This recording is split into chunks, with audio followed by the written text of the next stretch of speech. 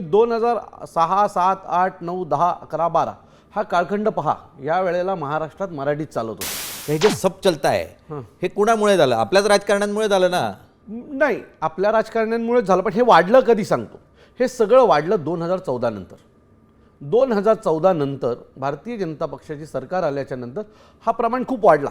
तुम्ही 2006, 7, 8, 9, 10, 11, 12 हा कालखंड पहा. या वेळेला महाराष्ट्रात मराठीत चालत होतं.